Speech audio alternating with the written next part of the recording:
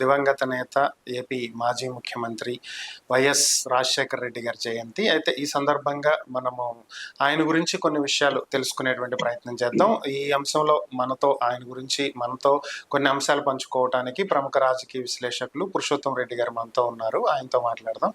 నమస్తే పురుషోత్తం రెడ్డి గారు. నమస్తే చరణ్ గారు.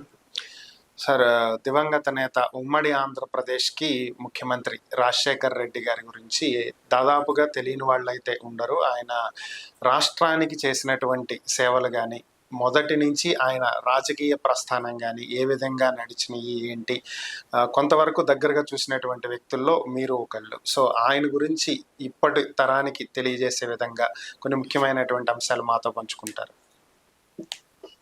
చరణ్ గారు, బేసిక్గా రాజశేఖర రెడ్డి గారి గురించి మనం ఇద్దరు మాట్లాడుకోవడమే ఆయన గొప్పతనం. రీజన్ ఏంటంటే, మీరు ప్రస్తావన నేను కూడా దగ్గరగా చూడలేదు, దూరంగా చూడలేదు. రాజశేఖర రెడ్డిని ఇప్పటి వరకు ఒక సభలో చూశాను తప్ప నేను ఎప్పుడు దగ్గరగా సాన్నిహిత్యంగాని వారితో పరిచయంగా, సాన్నిహితున్న వయసు కూడా కాదు, వారితో పరిచయం కూడా లేదు. మీకు కూడా దాదాపు అంతే ఉండొచ్చు.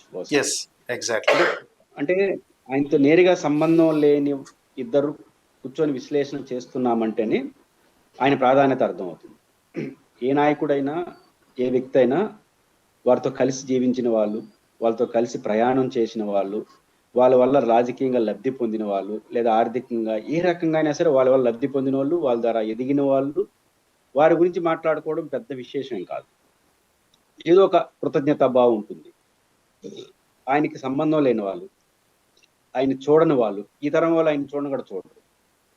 కాబట్టి అట్లాంటి వాళ్ళు రోజు రోజుకి ఆయన అభిమానం పెరగడాన్ని ఇక్కడ ప్రత్యేకంగా చూడాలి. అంటే రాజశేఖర రెడ్డి గానే ఒక నాయకుడు సృష్టించినటువంటి వరవడి, అది విధానాల పరంగా కావచ్చు, పేదల సంక్షేమం పట్ల కావచ్చు, డెవలప్మెంట్ యాక్టివిటీ ఏదైనా సరే, తన 5 ఏళ్ల పరిపాలనలో కానీ, ప్రతిపక్ష నేతగా సుదీర్ఘకాల ప్రయాణంలో ఆయన సృష్టించిన వరవడే ఈరోజు ఆయన్ని గుర్తుకు తెస్తున్నాయి. ఆయన చనిపోయి దాదాపు 20 సంవత్సరాలు, 77వ జయంతి రోజు ఉన్న ఆయన చనిపోయి 20 సంవత్సరాలు, 2 దశాబ్దాలు అవుతుంది. దీనికి 2 కారణాలు. ఈ రోజు కూడా ప్రతి బర్త్డేకి, చనిపోయిన తర్వాత లేదా వర్ధంతికి ప్రాధాన్యత పెరుగుతా ఉంది. దీనికి రీజన్ ఏంటంటే 2. ఒకటి, ఇంతకుముందు నేను ప్రస్తావించినట్టు, ఆయనకి సంబంధం లేని వాళ్ళు సైతం ఆయనతో స్ఫూర్తిగా తీసుకోవడం ఒక కారణం అయితే, ఆయన విధానాలు, ఆయన పద్ధతి ఈ రోజు కూడా రిలవెంట్ కావడం, ఇంకా ఆయన విధానాలు అమలు చేస్తే ఫ్యూచర్ ఇంకా బాగుంటుందనే వరవడి ఆయన సృష్టించడం ఒక కారణం అయితే, ఆయన యొక్క వరవడిని సజీవంగా ఉంచుతున్నటువంటి ఆయన రాజకీయ వారసుడు జగన్. ఈ 2 కారణం. ఈరోజు కూడా రాజశేఖర రెడ్డి గారి యొక్క లెగసీ కొనసాగుతుందంటే, వారి ప్రాధాన్యత, వారి వారసుడు ఆ పదిలంగా జగన్మోహన్ రెడ్డి గారు తన తండ్రి ఆశయాల్ని కొనసాగించే ప్రయత్నం చేయడం వల్ల రాజశేఖర రెడ్డి గారి యొక్క ప్రాధాన్యత రోజు రోజుకు పెరుగుతుందనేది ఒక అంశం.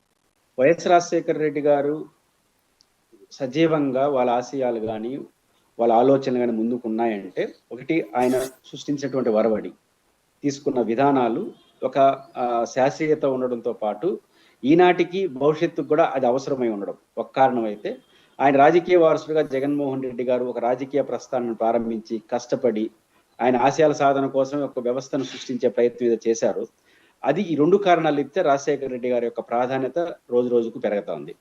మొట్టమొదటి రాజశేఖర రెడ్డి గారిని వ్యక్తిగతంగా మనం చూసినప్పుడు, ఆయనలో ఒక సాఫ్ట్ కార్నర్, ప్రజల పట్ల, పేదల పట్ల స్నేహభావం, ముఖ్యంగా మనిషి పట్ల వారికి అత్యంత అభిమానం ఉండడం కారణం. మనిషిని బాగా ప్రేమిస్తాడు. ఇట్లా రావడానికి నేను గమనించింది, వారి జీవితాన్ని మనం పరిశీలిస్తే, వారి బాల్యం ప్రధానంగా పాత్ర పోసింది అనుకుంటాను. చాలా మందికి తెలియని విషయం ఏంటంటే, వైఎస్ రాజశేఖర రెడ్డి గారు వెంకటప్ప అనే బీసీ కమ్యూనిటీకి చెందినటువంటి వామపక్ష భావజాలం అనే టీచర్ దగ్గర పెరిగాడు బాల్యం అంతా, అంటే స్కూల్ డేస్. ఆ రకంగా రాజశేఖర రెడ్డి గారు సహజంగా లెఫ్ట్ మూవ్మెంట్ లో ఉండే వాళ్ళకి పేదలు, ఆ బాధలు అవి ఉంటాయి. ఆ సాఫ్ట్ కార్నర్ బాగా అక్కడ ప్రభావితం అయ్యాడని నేను అనుకుంటాను. ఎందుకు వెంకటప్ప గారి దగ్గర ప్రభావితం అయ్యాడు? ఆయన స్కూల్లో టీచర్ ఉంటాడు, కాలేజీలో టీచర్ ఉంటారు, డాక్టర్ గా చదువుకున్న MBBS లో టీచర్లు ఉంటారు కదా. ఏ టీచర్ కు ఇవ్వని గౌరవం అంటే అగౌరవపరిచాడని కాదు, ఏ టీచర్కి ప్రాధాన్యత, వెంకటప్ప మెమోరియల్ స్కూల్ పెట్టాడు. ఈరోజు కూడా రాజశేఖర రెడ్డి గారి కోడలు, జగన్మోహన్ రెడ్డి గారి సతీమణి వైఎస్ భారతి గారి చైర్పర్సన్ గా అత్యంత అద్భుతంగా స్కూల్ నడుస్తా ఉంది. Venkatappa memorial English medium school 2500 మంది విద్యార్థులు, ఉచిత భోజనం, ఉచిత విద్య, ఉచిత యూనిఫామ్, ఉచిత పుస్తకాలు, యూనిఫామ్ మొత్తం ఉచితంగా ఇచ్చి 2500 మంది విద్యార్థులు ఆ స్కూల్లో చదువుతున్నారు. English medium total. వేలాది ఓకే. మందికి చదువులు నేర్పినటువంటి స్కూళ్ళు. అలా దాని రోల్ మోడల్ గా తీసుకుని నాడు నేడు పేరుతో ఇంగ్లీష్ మీడియం జగన్మోహన్ రెడ్డి గారు రాష్ట్రం అంతా అమలు చేసిన పరిస్థితి. అంటే నేను అంటానంటే అంత ప్రాధాన్యత ఆ టీచర్కి ఇచ్చాడు అంటే, తన మాస్టర్కి ఇచ్చాడంటే, ఆ మాస్టర్ యొక్క ప్రభావం రాజశేఖర రెడ్డి గారి మీద బలంగా పడిందని నేను నమ్ముతున్నాను. అంటే ఆ బాల్యంలోనే ఒక సాఫ్ట్ కార్నర్ పేదల పట్ల అనేది నాకు ఆయన నడవడిక చూసినప్పుడు మనకు అర్థం అవుతుంది. ఈ ఓకే. అయిపోయిన వెంటనే మెడిసిన్ చదవడం, ₹1 డాక్టర్గా అక్కడే ఒక హాస్పిటల్ ప్రారంభించాడు. ₹1 డాక్టర్ గానే ఆయన ప్రస్తావన దాదాపు 5-6 ఏండ్లు ప్రస్తావన ఉంది. తర్వాత ఎమ్మెల్యేగా పోటీ చేసి ఆగిపోయారు. తర్వాత వారి కోడలు వైఎస్ భారతి గారి తండ్రి ఈసీ గంగిరెడ్డి గారు కూడా అక్కడే దాదాపు ఉచిత వైద్యాన్ని అందించారు. ఆ రకంగా వీళ్ళు డాక్టర్ ఫ్యామిలీగా ఉంటూ పేదలకు ఉచితంగా ఎందుకు ఇయ్యాలనిపించింది అంటే, వైద్యాన్ని అనేది చాలా ఇంపార్టెంట్, దానికి అందించే ప్రయత్నం చేశారు. ఆ రకంగా ప్రారంభంలోనే పేదల పట్ల ఒక సాఫ్ట్ కార్నర్. రాజకీయ ప్రస్థానం, ప్రతిపక్ష నాయకుడిగా గొప్ప పాత్ర పోషించాడు. చాలా చిన్న వయసులో 35 సంవత్సరాల వయసులో పిసిసి ప్రెసిడెంట్ అయ్యాడు. అన్నిటికన్నా మించి ఆయన ప్రతిపక్షంలో ఆయన ప్రభావితం చేసిన అంశాల్లో రాయలసీమ ఉద్యమంలో చాలా గట్టిగా పనిచేసినాడు. ఒక నేషనల్ పార్టీలో పనిచేస్తూ ఒక ప్రాంతీయ గొంతుకు వినిపించాడు. చాలా బలంగా రాయలసీమలో కరువు బండి యాత్ర చాలా గొప్ప పాత్ర వహించాడు. ఆ పాత్ర పోషించిన రాజశేఖర రెడ్డి గారిలో చాలా మంది ఏమనుకుంటారంటే, ముఖ్యమంత్రి అయిన తర్వాత మీకు కూడా గమనంలో ఉంటే, ఈ ప్రాంతీయ ఉద్యమాలు నడిపే వాళ్ళకి కొంత నేరో మైండెడ్ గా ఉంటారు. ప్రాంతీయ అస్తిత్వాన్ని ఒక నెగిటివ్ మైండెడ్ కొంచెం ఉంటుంది. కానీ ఉల్టాగా ప్రాంతీయ ఉద్యమంలో కీలక పాత్ర పోషించిన రాజశేఖర రెడ్డి గారు ముఖ్యమంత్రి అయిన ఒక అంతర్జాతీయ వాదిగా మారిపోయాడు. రాష్ట్రాన్ని అంతా సమైక్యంగా ఉంచడం కోసం ప్రయత్నం చేశాడు. దానికి బెస్ట్ ఎగ్జాంపుల్ జలయజ్ఞం. రాయలసీమ ఉద్యమంలో కీలకమైంది నీటి ప్రాజెక్టులు.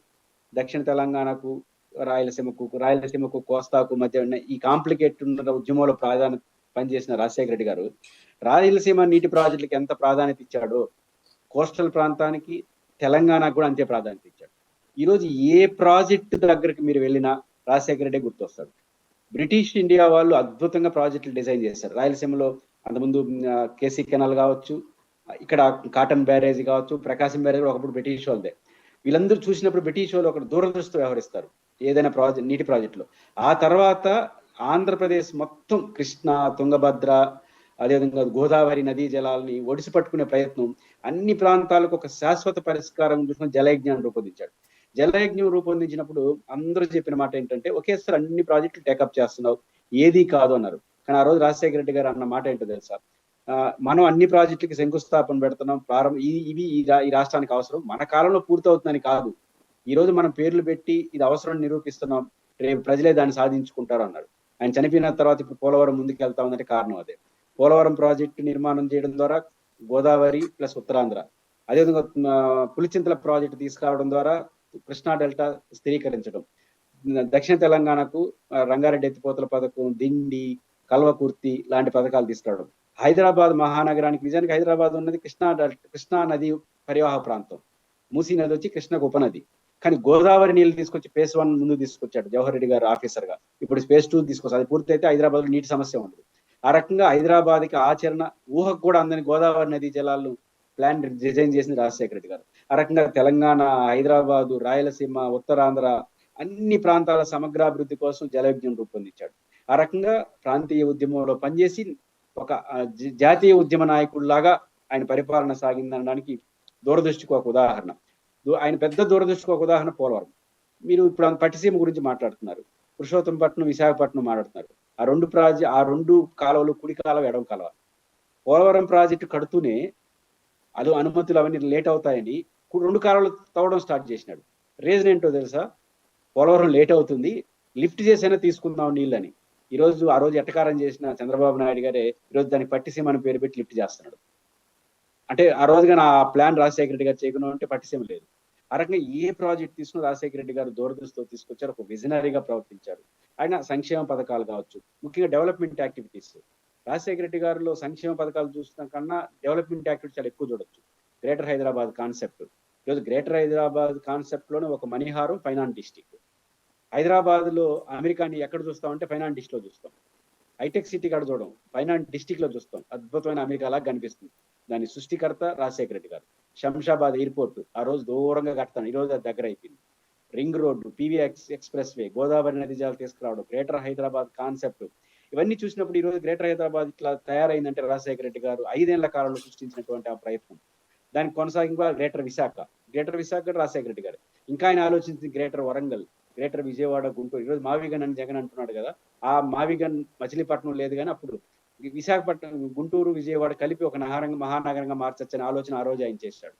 అట్లా గ్రేటర్ తిరుపతి చేయాలని ట్రై చేశారు. ఆ రకంగా SEZ, శ్రీ సిటీ SEZ ఈ రోజు రాష్ట్రంలోనే హైయెస్ట్ పరిశ్రమలు తీసుకొస్తా ఉంది. దాని సృష్టికర్త రాజశేఖర రెడ్డి గారు. Kopparthi industrial estate from Kadapa, పారిశ్రామిక వార్డులు, గ్రేటర్ సిటీలు, అంటే ఏది అవసరం రాష్ట్రం అన్ని శాచురేషన్ పద్ధతి, ఇంకా మాట్లాడాలంటే శాచురేషన్ పద్ధతి తీసుకొచ్చారు. పెద్ద దాంట్లో ఏదైనా ఒకటి ఫినిష్ చేసేవాళ్ళు.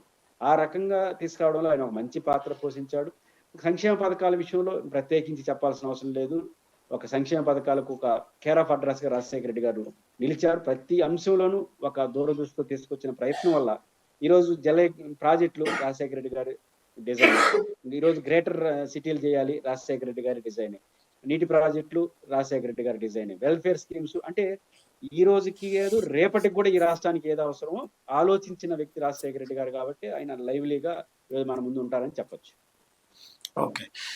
అయితే ఆయన ఆరోగ్యానికి సంబంధించి, అలాగే కాలేజీకి స్కూల్స్కి సంబంధించి విద్యా విధానంలో తీసుకొచ్చినటువంటి మార్పులు, ఫీజు రియంబర్స్మెంట్ కావచ్చు, ఆరోగ్యశ్రీ కావచ్చు, ఈఎంఆర్ఐ హెచ్ఎంఆర్ఐ ద్వారా 108, 104 కావచ్చు, ఇవన్నీ కూడా మరొక ఎత్తుగా మనకి కనిపించేటువంటి అంశాలు. సో ఇవి ఎంతవరకు ప్రజలకు రూట్ లెవెల్లో ఉపయోగపడినాయి అని మనం అనుకోవచ్చు?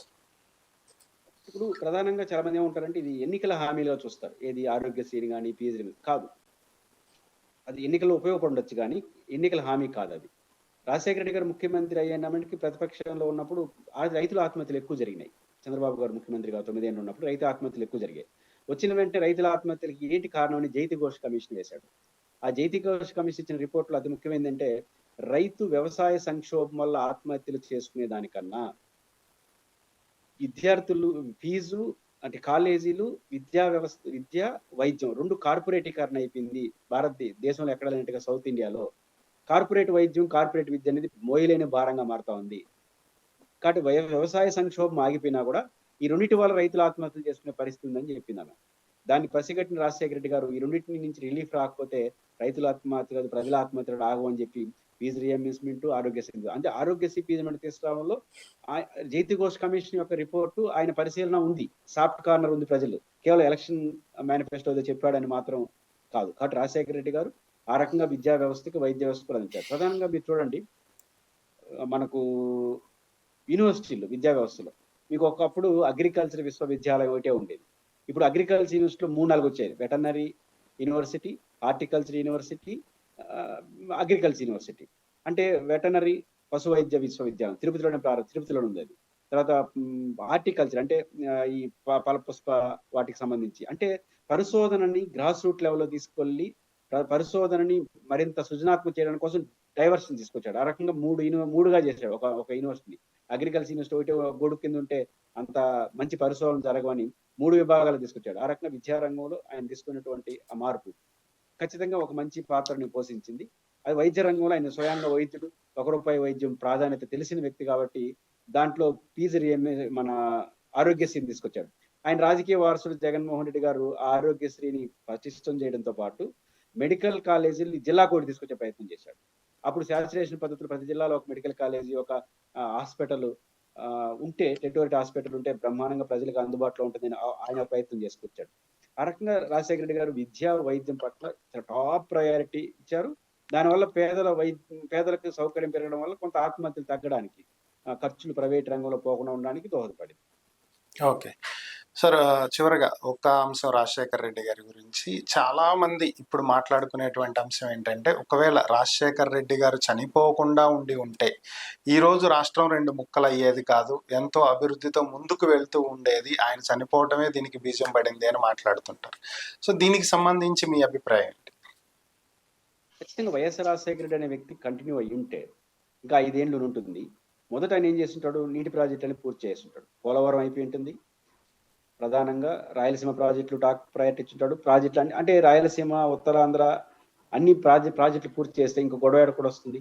రాజశేఖర గారు అసెంబ్లీలో ఒక మాట అన్నారు, రాష్ట్ర విభజన అంశాన్ని నేను పట్టించుకోను, అధిష్టానం వరకు చూసుకుంటుంది, నాకు ఇచ్చిన ఈ టైంలో నేను రాష్ట్రంలో అన్ని ప్రాంతాల అభివృద్ధి ఎట చేయాలో చేస్తానన్నాడు. ఇండైరెక్ట్ గా అన్ని ప్రాంతాల అభివృద్ధి అయిన తర్వాత వివక్ష అక్కడ ఉంటుంది.